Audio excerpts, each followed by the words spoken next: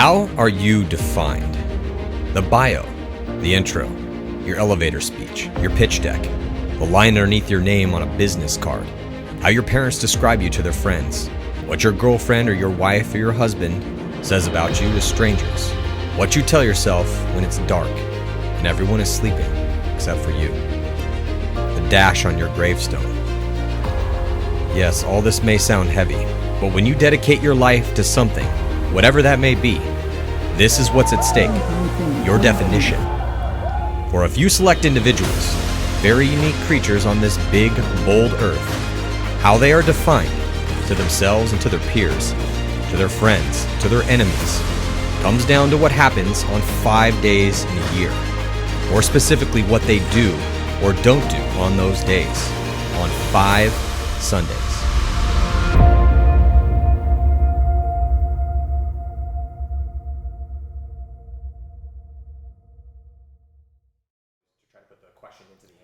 Yeah, so the question is, why is Sunday the holy day of paintball? Yeah.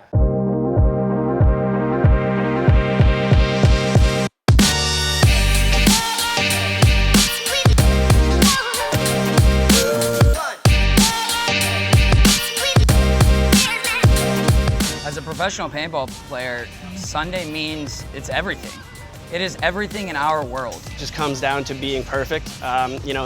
Any team out here can win on any day. It's just comes down to making the least amount of mistakes and just dialing your game in to help your guys around you. That's the last day of the weekend. That's the last day of the tournament. That's when you have a chance to win the event. And even going back further, Sunday is just the day that you go out and play paintball in general. When we started playing, obviously I'd play on a Saturday if I could and a Sunday. If I can play both days on the weekend, that's great. But Sunday is the last day to kind of have the most fun and to be the best you can be. To me, Sunday is the accumulation of all the work I've put in for decades. It's when we come out here and it's when we get to prove that we are the best at what we do against the other people who are putting in the same amount of work. It's when you're out there basically sword fighting. It's iron sharpening iron. Because if you don't show up for Sunday or you're not there on Sunday, then you mean nothing. That day there is no room for mistakes. And a lot of people ask me what the difference is between lower divisions and the professional division, and it's the amount of mistakes that we make. No mistakes, and true game starts from. You mean nothing to the other pro teams, you mean nothing to anybody else, you mean nothing to your sponsors. You just, at that moment in paintball, you are nothing. And being there on Sunday is everything. It really is everything in our sport. Ultimately, that's the only day that really matters. Nobody talks about Friday or Saturday even after the tournament's over. It's just about what happened on Sunday. Sunday paintball for me, this is like you make one step for glory or something like that. Yeah, sorry about I say. Yeah, this is little bit not best English. Yeah. After 2 days of competition at the first NXL event of the 2019 season, the stage was set for Sunday's battles. Throughout the prelims, the field layout had been tricky, with tons of bounce shots on the D side to worry about and a snake that was treacherous, but could produce offense. A few surprises arose. One of them was San Diego Aftermath, who ran through their prelim bracket with tactical precision, going undefeated and even beating our reigning champs Houston Heat, but they had a bye into the quarterfinals. First, we saw some legendary team names having to fight each other in the wildcard round to earn the right to move forward. You do not want to find yourself in the wildcard round, because it means you have to win 4 games on Sunday in order to win the tournament. The first game in the wildcard round was a classic paintball matchup, San Diego Dynasty versus the Los Angeles Ironman. I think the Ironman Dynasty rivalry is always going to be there. You know, 2 Southern California teams that grew up in the game battling it out. We have players that have switched back and forth from teams. I used to play for the Ironman, Kyle used to play for Dynasty, Yoshi used to play for the Ironman back in the day. So Ironman took Oliver from Dynasty a long time ago in that blockbuster deal. So there's always going to be that there. Off the field, I have nothing but respect for a lot of those players, but for some reason when we play them, I definitely want to put it on those guys. I think they have a lot of attitude on the field, and you know, it's fun playing teams like that. Vegas was the site of Dynasty's last victory in 2017. This year, they easily handled their prelim opponents, but they ended the early round getting destroyed by the Russians 0-6, which put them in the wild card game against the Ironmen. The Ironmen were undergoing yet another rebuild. They had 2 wins on Friday. Fortunately, they lost both their games on Saturday. It was destined to be a close match. In In the first point, both teams broke out 5-on-5, feeling out the gunfights for a few minutes before they both got into the snake. Thomas Kim took an early walk, and then Alex Rodriguez from Dynasty set a trap for Trevor Reeser, allowing Dynasty to take the first point. The Ironmen were able to tie the game up after Tyler Harmon extended to D2 off the break and drew a penalty. Alex Frazier tried a crafty move up the center, but got caught by Reeser. Why wouldn't you, Alex? Why wouldn't you go forward when there's only 4 of them? Oh, unfortunately, Trevor sees them and makes it pay. I think Trevor saw the bunker move as Alex went underneath it. But I like what Alex did. I do too. It's a great move, man. Sneaky little guy. The next point, then Marcelo Margot took a bad dive into the snake, but was able to get in alive, but he ended up getting shot cross field. Kyle Spica moved up into the snake, and after some sign language communication, made it past the 50. The Dynasty picked up the move, and Ryan Greenspan ran him down. Spica drew a major, which ended the point. Did he trade out, though? We're going to see a major penalty. Still alive. Major penalty assessed on Kyle Spica. Oh, heartbreaker for the Ironman. I don't know why Ryan is angry right now. Because Trevor shot him, but Trevor's getting pulled on the penalty, and Trevor was smart and shot him before he went out. Right there. Oh, I don't know. That might have come off the bunker. We can't shoot him now. The ref's already calling him. So now, and we can't see from that angle if he's pulling the trigger. So regardless, the ref was right there. Hey, I just sat there as I got shot, and when you called me out, I'm sitting there like this. How is that a major? Under 5 minutes to go and down by 1, the Ironmen were able to shoot 2 bodies on the break, but they also lost 2. In the 3-on-3, Margot broke his loader off his gun, and Greenspan got a key kill on Kim, but it wasn't enough, as Reeser and Alan Golding finished off the point to tie it up. Hey, Brandon fucking Moments, right now! Where are we? We're right here, right now! Locked at 2, it appeared the game would go to overtime after a 5-on-5 break. Spica was shot, but it was still 5-on-4 with 22 seconds left. Yosh Rao launched to set off the attack in the center. Tyler Harmon followed him up on the D side, and then Alex Rodriguez finished things off with just 6 seconds left to send Dynasty forward into the quarterfinals to play the Russians again. And the Ironmen headed home to sharpen up their new squad. Big steal the win at the very last second. That could have been Marcelo's win. He played slow played in the snake. Good move, A-Rod. Good move, Yosh Rao. San Diego Dynasty. Tyler Harmon. They do this time and time again. They leave just enough time for them to hit the buzzer. Sometimes they'll miss it by a second here or there, but they don't leave enough time for the team to recover. Dynasty got completely blown off the field by the Russians 6-0 yesterday. They're going to be out for blood in that game. And after that, that's going to hype them up going into that match. It's this replay. The Ironmen weren't trying to hang tough and just cross it up and stay alive, but no, a little too much Tyler Harmon and Alex Rodriguez to come through and finish that point. Last point started breaking down. Tyler made a move on the Dorito side. Everybody started working together, and things just opened up, and then everyone took advantage of the situation. First match of the day, wild card round. Drew a tough battle against the Ironmen. We knew they were going to come out firing, but we had a little anger from yesterday's debacle against the Russians. We're going to get another crack at the Russian Legion, so possibly a revenge game. But either way, we're ready to take on anyone in our path. Ugly wins, I don't give a fuck. Let's just That's all that matters. Let's fucking win. There we go, Rusty. Team on 3. 1, 2, 3. Team DYNASD. What? The other wild card match was between 2 teams looking to prove themselves. Seattle Thunder had been relegated down to the semi-pro division at the end of 2017, but the NXL's expansion in 2018 to 20 teams gave them another chance in the professional league. But they still struggled, taking dead last at the first 2 events. But 2019 could be different. They improved their roster with some big pickups and finished last season stronger, taking 7th place in Chicago. They almost made the Sunday cut at World Cup.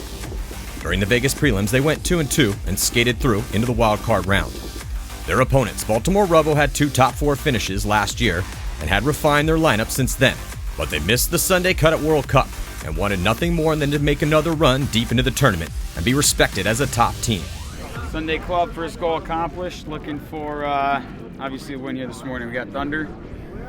They look pretty good. Obviously got a lot of skill. There's a reason why they're here. But it was Thunder who stole the initiative in their first point in the wild card game, with Harrison Fry dominating on the D side. His quick moves put Thunder up by 1 early. But Revo answered. Mapchim and Josh Pike died early to make it a 4-on-4, but Revo had Sense and Derula at the brick holding it down.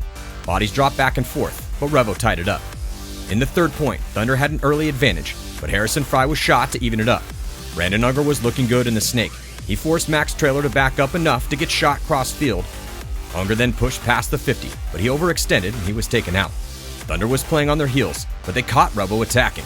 and it came down to a 2-on-1, but Matt Drula saved the score by trading out for a no point. Drula is going to improve his position. He's going to start attacking and hope that's a good move. Field right or there. Gomez he blocks out Corey from seeing what he's doing, but now he comes up and puts Corey Field in. Corey Field waiting for a check.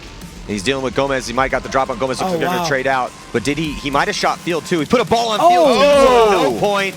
Wow. So in a 1-on-2 situation, he does not allow Corey Field or Gomez to get that point. After trading points back and forth, the game ended up going into overtime, locked at 2. Thunder lost multiple bodies, and it looked like it was going to be an easy win for Revo. Though Harrison Fry attacked and got a 2-pack to make it interesting, Revo defeated Thunder, and they moved on to play San Diego Aftermath. Harrison's got this. Here comes Henry. Harrison gets one. Harrison gets another one. Oh, Harrison and Zaleski's snowblowing. Yeah, Harrison got another one. Harrison's got. Oh! He gets shot by Derula. Harrison almost I pulled put off. my money on Harrison. But Derula put a stop to that madness. Well, yeah, Harrison blew it. Should play that way better. And he left it out on the field. Way to go, Harrison. Yeah. In the quarterfinals in Vegas, X Factor matched up against arch rivals Edmonton Impact. Everybody's playing great. I think it's going to be a big day Sunday. Lots of teams are playing really well. Yeah, the idea of one of your players going to another team, right? So Rainey knew all of the impact calls, right? We didn't change anything over the offseason. X Factor reached out to me, the most, and they were reaching out to me before they even knew that I wasn't on Impact. And I've been buddies with them, and I've played other tournaments with them. I've won 2 other tournaments with X Factor while guesting on other teams. Like this group of guys that I've known, who then I guested with in 2018 while I was on Impact, I guested with them in ICC, and I didn't even have to play with them. I didn't have to play a single game, and they won the tournament. So right there, that was me seeing that they're a winning ticket, and that it was smart for me to take my money and bet on them, and just throw in a little bit of the things that I thought they needed to help them win. It was an opportunity for us to solidify a great player, a great mind, an elite player for the last 10 years. I mean, he's been on. My hat's off to him because every team he's played on, he's won with. Look, Rainey's that type of guy that I just don't like him. I don't like him as a person, and I didn't like him as a teammate. To me, he was a bad teammate and an even worse person.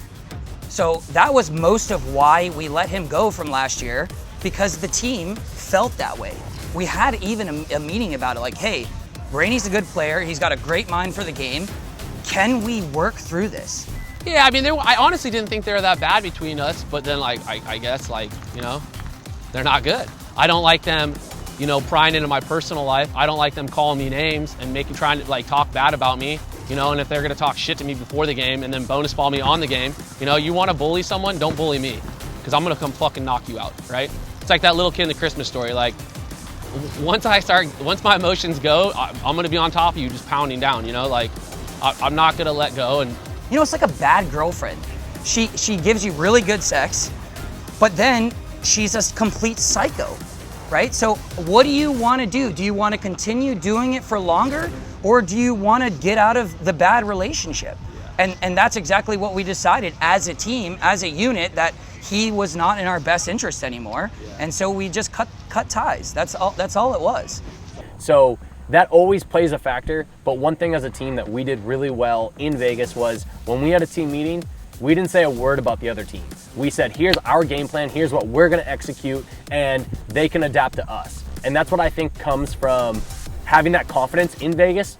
We just knew that what we were doing was the right way to do it. We were doing it to the best of our ability. So what he knew and what he thought he could poke holes in didn't matter. In the first point that Rainey Stanzik would play against his old team, he tried to make moves up the center, but it didn't work out, and it came down to a 2-on-2. Archie Montemayor and Billy Bernaccia versus Justin Rabikoff and Zach Yakimek. J-Rab won the first point for Edmonton Impact. X Factor dug themselves a hole in the next 2 points, losing too many gunfights. But with 8:20 left and down by 3, X Factor started to fight back.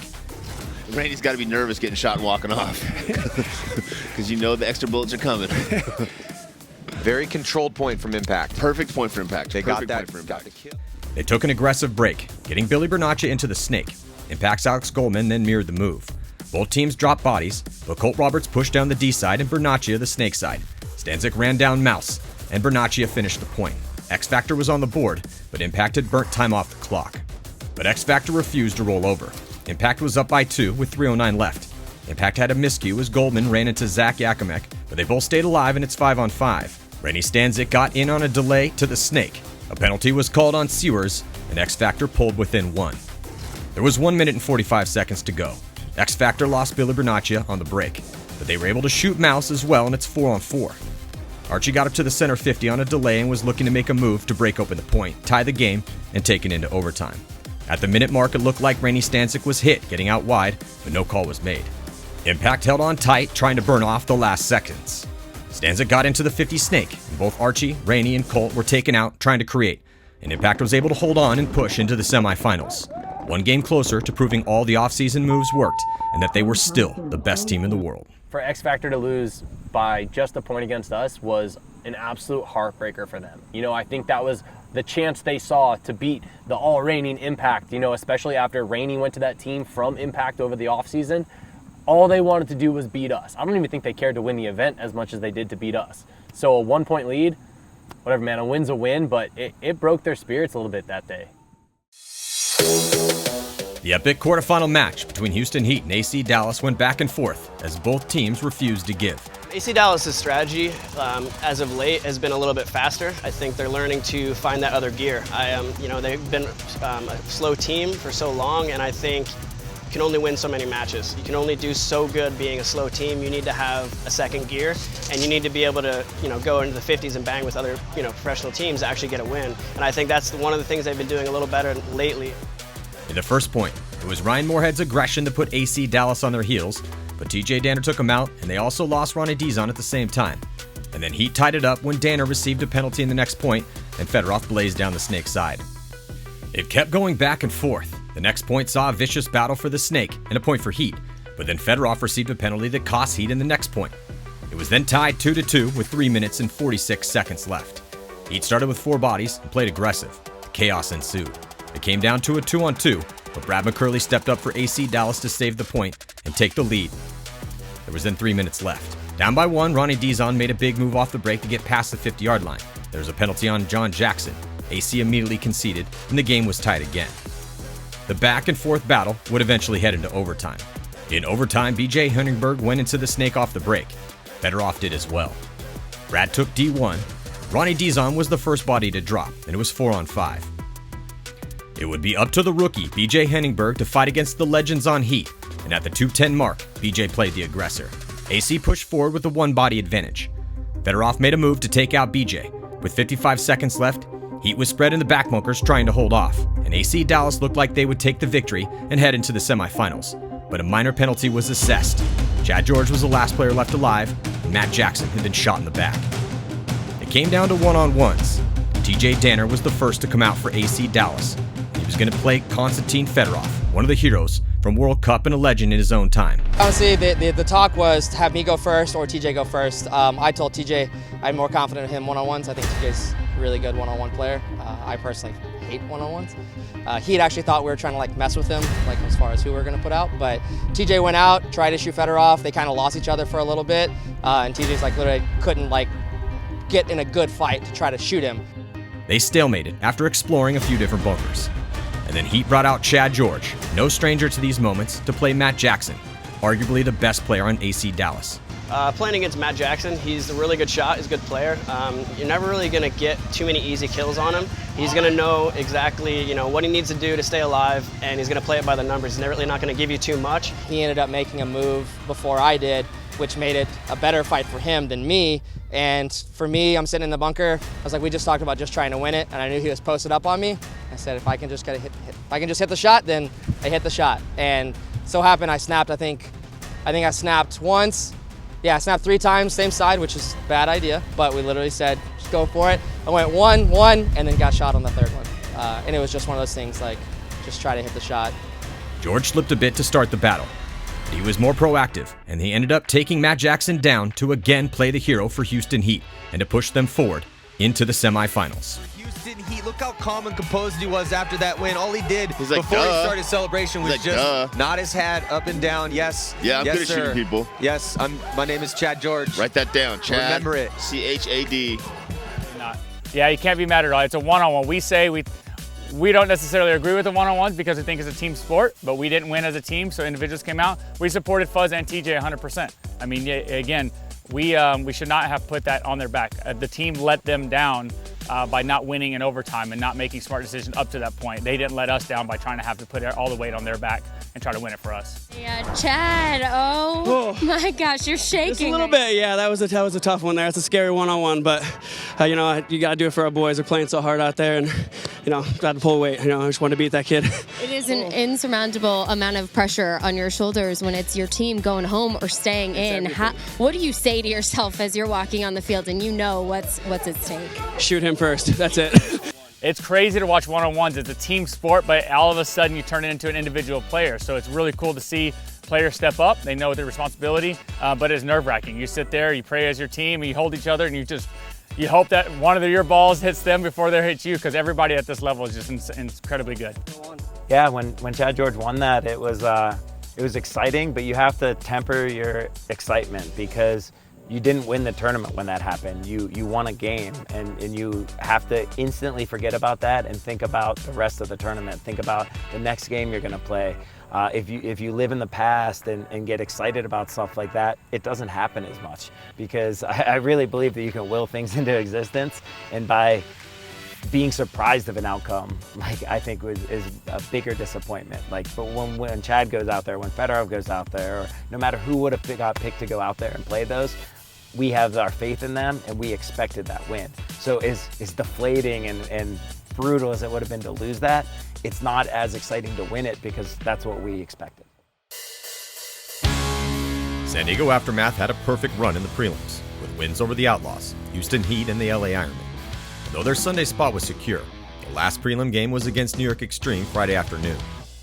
The match saw tempers flare, as there is a lot of history and bad blood between their two squads, and New York Extreme desperately needed a win to have a chance to make Sunday. Aftermath was the talk of the tournament in their first pro event, which didn't sit well with the New Yorkers, who had already been fighting in this league for a year. The match was close, with controversial calls. Let's go! Come on! Let's go! Yo! The field is over! Hey, if you're really about to talk, step on the field, you fucking pussies! Listen! You're a baby! Yo, be loud! Hey, yo! Come on! Yo, look how scared you are! Let's go! Why you scared? Let's go! Come about it! Come on, pussy! Pussy! Pussy! Pussy! You gotta win! You gotta win matches to play on the Y'all were in already. Y'all were in already. So I was like, yo, let it go to OT. If we win, we move on. No, could you? Yeah. Come on. I swear to God. Why do you think we were screaming like that? All right. It's very fun. I like how brothers Hussein just in charge full team. I mean, Varga and Aftermath guys. It's just really cool. I mean, some momentum, but it's kind of arguing, fight, but it's pretty watchable. San Diego Aftermath had proved the critics wrong, and they had made it into the quarterfinals after sweeping all their games and going undefeated in the prelims. But they would need to get past Baltimore Revo, who had just warmed up with a win over Seattle Thunder. The game did not start out well for Aftermath, as Baldwin lost his hopper during the break, hitting it on his teammate's leg. It was a slow and methodical point for Revo. The next point, Baldwin got into the 50 snake, and Revo was forced into a defensive posture. Rob Velez cracked it open with the trade in the center, and the rest of his squad cleared the field to tie it up. Both teams lost their snake attackers in the next point, and it was 4-on-4. But Frank Antetomaso went quickly into D4, and Henry Sense just dropped pod after pod, shooting towards Frank, trying to keep him honest. Then Matt Drula died, forcing Sense to make a tactical retreat back to the tower. It was now 3-on-4. Antetomaso made smart moves to move forward, get kills, and take the lead for Aftermath. Aftermath made it 3 in a row the next point. And then with 2:28 left, Revo tried to counter, but they drew a major penalty and it was all over. Aftermath had come from behind, put up 4 points in a row against a team that had taken top 4 twice last year, and now would move on to face Houston Heat again. So if you look statistically, like any new team that comes into the pro division, the first event, they always do well. For some reason, they always make Sunday. Maybe they don't take third, they don't get first, but they are in top 8 for some reason. And you know, what I think it is just people don't know how to break them down yet. Once you figure out their tendencies, exactly how they snap, where they shoot on the break, how their lanes are, once the good teams figure that out, it's over for those teams. Yeah, I definitely think we surprised a lot of people. I mean, they didn't know what to expect coming in. Like, we just played semi-pro last year, like it's our first pro tournament. A lot of people definitely knew like that we were going to be a force. Like, we were definitely going to be a team to fight. So people prepare well.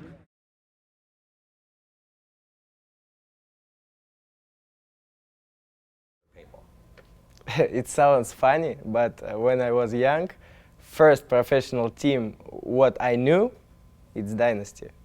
But after a couple years, I know about Russian Legion. My mind is changed because in Russia we have a professional team too, and this is for me so kickstart for this because I have a target on my life because I need a invite joined in Russian Legion.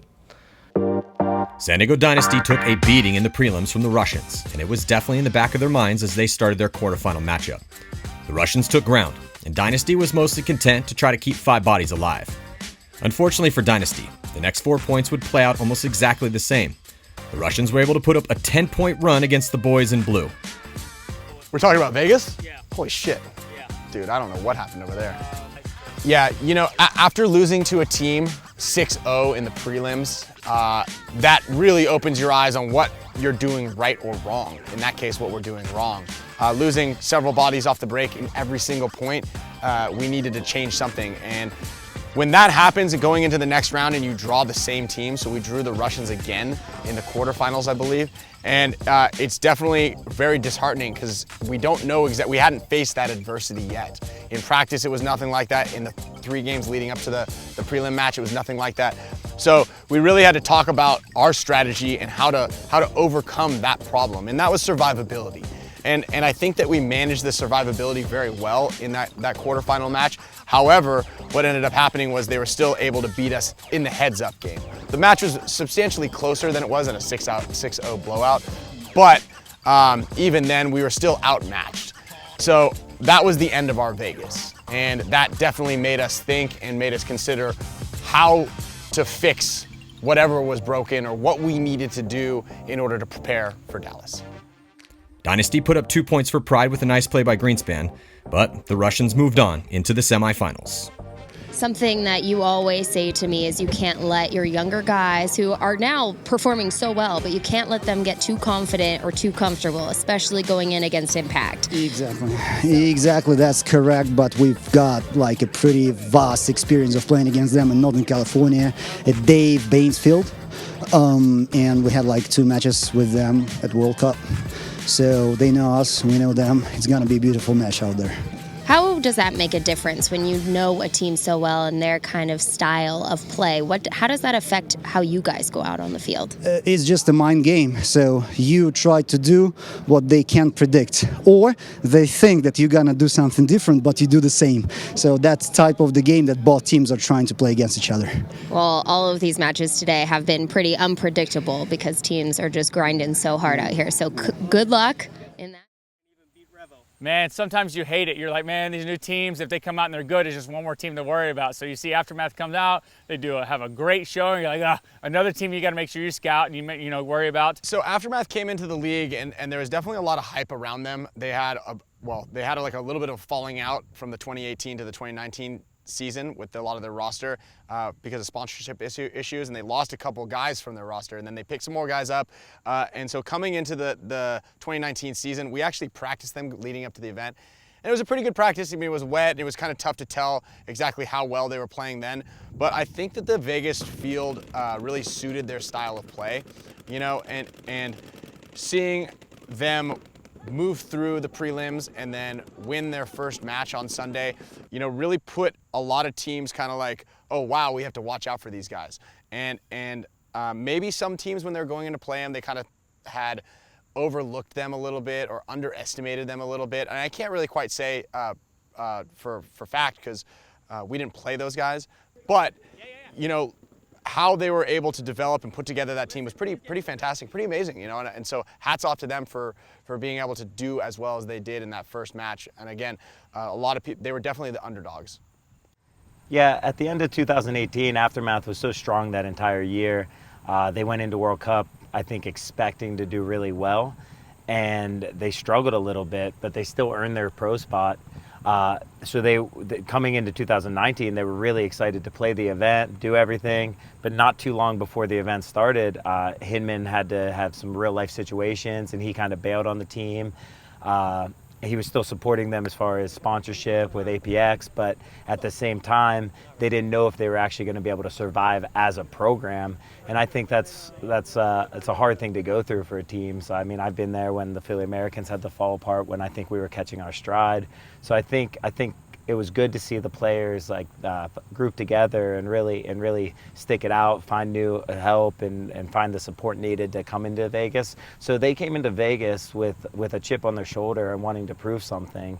And they had Ian Uchi there as their new owner. They had his players, some of the old Aftershock guys, the old Aftermath guys, and they came into Vegas with something to prove. And they played a slow, controlled game on a slow, controlled field. Vegas was, I mean, every event we go to is going to be a different field layout, and they've played a completely different team's strengths and weaknesses. So I think that's the best thing that could have happened to them to start the year, is have a field that really worked with their play style and have a chip on their shoulder to go out and prove something. Right to Aftermath, so that is the rematch that's about to go down. I think that this is where Aftermath's journey ends, but you never know. I mean, they're playing really solid. Aftermath gets to their spots and they grind out, and that's how you can beat a good team. Hard to kill, baby. Be a rock. Be a rock, Thomas. Let's go, brother. Go, boys. Hey, yeah. Both teams lost a body on the break in the first point, as Moorhead for Heat and Baldwin for Aftermath walked off. But then Frank Antetomaso went to work on the D side, just as he had all event long, setting the pace of the game by attacking past the 50-yard line and putting Heat on their heels. The next point was one of the longest of the tournament. It was a 5-on-5 break. Fedorov was the first to get into the snake, and he evened up the count by getting a crossfield shot on Frank Antetomaso. Then both Nico Hyde and Tom Guest took the walk to make it a 3-on-3 with 9:26 to go. It was a gunfighting chess match from there. Konstantin Fedorov tossed Chad George and Moorhead pods of paint before setting the trap that evened up the score and may have saved Heat's tournament. Out with them. So now it's a 1-on-3 situation. They're trying to find Velez, and Velez gets shot by Chad George. So the combo of Fedorov, Chad George, and Ryan Moorhead yet again prevails here for Houston Heat. The score was tied 1-1 with only 2:06 left to go. And Aftermath lost Antetomaso on the break and Barga shortly thereafter. It was 3-on-5, but Aftermath refused to concede, hoping that they could hold out and force an overtime. But they couldn't hold off Heat. They conceded, but with only 24 seconds left to go. Aftermath couldn't put up a quick one in the bloodbath that was the last 24 seconds, and their storybook ending would have to wait for another event. Houston Heat had avenged their loss from the prelims, and they moved on to the finals. They really proved themselves in their bracket. They played slow, controlled games. They beat us, I think, in a close 1-point game in the prelims. And they handled their business against all the other teams they played. But really, when it comes down to it, Sunday's a different tournament, and it's a different feeling. I mean, there's teams that play to make Sunday, and there's teams that expect to be in Sunday and play to win. Edmonton Impact had played the Russians twice at the World Cup, losing both games. Once in the prelims and getting knocked out of the semifinals by 3 points, 2-5. Now Impact had a chance to get revenge from the last tournament and knock out the Russians and set themselves up for a shot at the finals. And if they could pull it off, a redemptive win. As far as the team aspect, I don't know that there's a better team. I don't know that there's a team that plays much better than they do. As far as like tactics and understanding the game and understanding what will work against other teams. Maybe for the past few years, they haven't been as deep just player talent-wise, whether that's natural ability and or their hard work to get to a certain level player-wise. In the last year or so, I would say that their players, all of their players, or definitely their starting players, have kind of found that level where they're now elite players. And so when you match up elite players with a really elite coaching system, it's a recipe for success, it really is. This is my mind pressure, because Edmonton Impact is so tough team, so good, so methodical too, and they really find your mistake. If you make little mistake, can change the game total. So pressure on mind, because it's best of the best team, two legendary all-stars rosters, good shooters, good gunfighting, every making good, really. Good enemies is little bit pressure your mind, and 100% for sure you not play. You play like a 50 maybe. You don't understand what need, you bad communication because pressure in your head a lot. Both teams broke out in similar fashion, but the Russians played the aggressor, hitting Smotrov to the 50 snake, where he got the drop on Alex Goldman. Then he got caught by Justin Rabakov. It was 4-on-4 until Sergei Sonaiskov got shot trying to get creative in the center, giving the advantage to Impact. Nick Laval then took the walk and the count was even. But Justin Rabakov and Greg Sewers clocked in to give Impact the first point. Leo Smotrov lost his first gunfight in the next point, and Kirill Peridny was shot trying to make moves in the center, which gave Impact a 3-on-5 advantage. Pavel Karslev and Sergei Sonaiskov made it interesting, but Zach Yakimek and Alex Goldman stayed alive to put up Impact's second point. Down 2, the Russians pushed forward, sending Smotrov to the snake off the break. Nick Laval and Goldman took ground on secondary moves, and it was 5-on-5, until Smotrov got into the 50 snake, popped the top, got a shot on Justin Rabakov, and then won a gunfight with Goldman. Impact's guns had shifted towards the chaos created by Smotrov, and Kirill finished it up the center to pull within 1. But then Impact dialed in their off-the-break shots, and the Russians struggled to stay alive and play clean, dropping 4 points in a row. Though the Russians did show signs of life and put up another point with a big move from Alexander Burtnikov, they couldn't handle Impact, and they were eliminated from the tournament. Almost losing by the mercy rule, World Cup was avenged, and Impact cruised into the finals to face the team who stole their glory from last season, Houston Heat. I think Impact has they're a top caliber team. There's no denying that statistically on their wins and what they put together. This year with their change of rosters, there's a factor of like when you get some new guys and you have newness, there's a new vibe, and you sort of are on mission like, hey, these guys are here. And those guys want to, drive, go win and everything. I think they got that. I think just what it is, I'll be honest, like the past couple of years, even when we were winning everything, there was times that I didn't want to leave. I didn't want to leave my house. I didn't want to leave the girlfriend. I just didn't have like the motivation. But the thing about me is once I'm there, I'm all in. I do everything 100%. Like I don't half-ass anything. If I'm in it, I'm all, anyone could tell you if you know me, I am all in when I do something.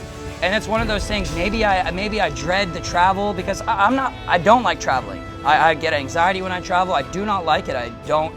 Every time I have to start packing my bag, I freak myself out. Yeah, Impact right now is arguably one of the best teams in the world, and I say arguably because of how the Russians are playing. They just didn't beat Impact, and Impact coming off of a spectacular 2018 and even 2017 season, it seemed like they were going to keep the ball rolling, even though they lost some of their really good players. They lost Dalton Vanderbilt, he was gone, and so I think that took a huge toll on them, and I thought, and everybody thought, that they looked a little bit weaker. We felt pretty confident going in, but at the same time, we weren't playing our best in Vegas. It's hard to say that, but sometimes you can tell something's not clicking. You might be winning games, you might not be, but you know when things aren't going 100% to plan.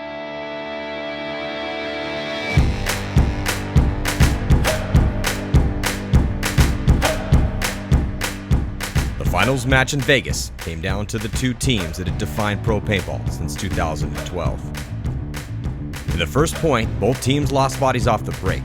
Greg Sewers for Impact and Fedorov for Houston Heat. Heat had just one body left on the snake side, pushing 3 bodies towards the D side. Ronnie Dizon dictated the pace of the first point with his move up the center and past the 50-yard line onto Impact's side of the field. Heat had an advantage when Alex Goldman was shot, but Nick Laval made a big counter move up the center to take out Dizon. Laval was still alive, but then died overextending in his gunfight. It was a close point, but Justin Rabakov and Zach Yakimek closed it out for Edmonton Impact. Way past the 50-yard line and on the Impact side of the field, but finally gets pinched out because Rabakov's like, I'm tired of this. I'm going to move up the field to get a better angle. He does, gets the shot, gets the point, and Impact is going to take the lead. Though Impact started out a bit conservative in their next point, they quickly pushed Goldman and Laval up the field, playing the aggressor even with the lead. After bodies dropped for both teams, a case of friendly fire, It was 3-on-3 with Sewers in D4, the best position for either team. Justin Rabikoff got yet another key shot in, this time on Chad George, and Impact forced Heat to concede. In the next point, Impact shot Fedorov off the break, and Dizon pushed quickly up the center of the field. Impact hunkered down in their spots to burn time and preserve the lead. Chad George died to make it a 3-on-5, and after a few kills, Impact was up with a 3-point lead and 8:23 left to go. Plenty of time for a comeback if Heat didn't let Impact slow down the game. But that is exactly what happened. Heat took ground and pushed forward in a 4-on-4 after some early deaths in the next point. But even though Chad Boucher finished off the point with a perfect 4-pack run-through, there was still a 2-point deficit with 2:09 left. Beautiful job by Chad Boucher. And is he still alive? He's going to get the 3. Count them all. Everyone killed by Chad Boucher and a monster run-through. They still have a chance now, down by 2 with about 2 minutes left to go. Unfortunately, I mean, as beautiful as that run-through was and perfectly executed by Chad Boucher, he definitely waited for the right moment. The timing was impeccable. However, they're still down by 2 points. They only have 2 minutes left. A lot of time was burned off the clock looking for that specific move. Houston Heat desperately needed the next point to stay alive, but they lost Fedorov yet again. But Impact held off the attack that they knew was coming, and all Heat's players died on their swords, running to their deaths. So a huge congratulations to Edmonton Impact as they steal the title of best team in paintball back from Houston Heat. Houston Heat will always get to have that series title and always have that World Cup win, but it is a what have you done for me lately sport, and right now Edmonton Impact, they're back, man. New lineup, but they went with their starters, and those starters are incredibly efficient machines in killing their opponents and winning tournaments. Hey guys, I'm here with your winners for the first event of 2019 Impact. Congratulations! I'm here to tell you that your winner of the first Top Gun Award is J-Rap.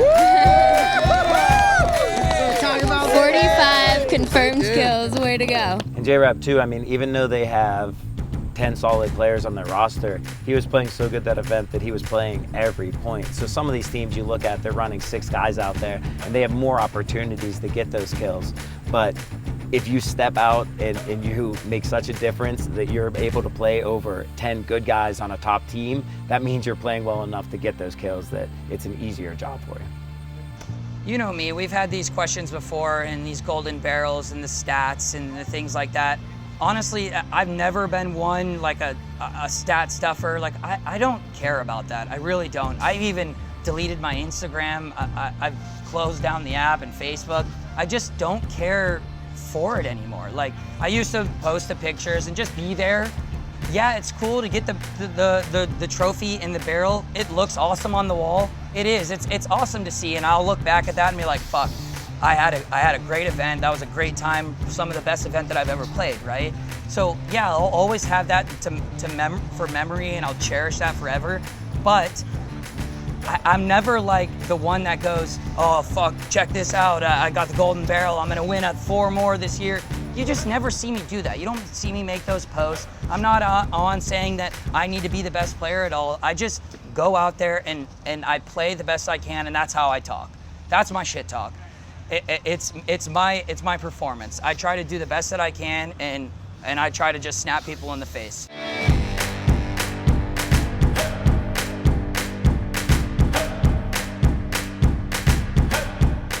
On the next episode of 5 Sundays, the battle heads to Texas for the second event of the 2019 NXL season, where the best paintball teams in the world would have to contend with the resurgent Edmonton Impact.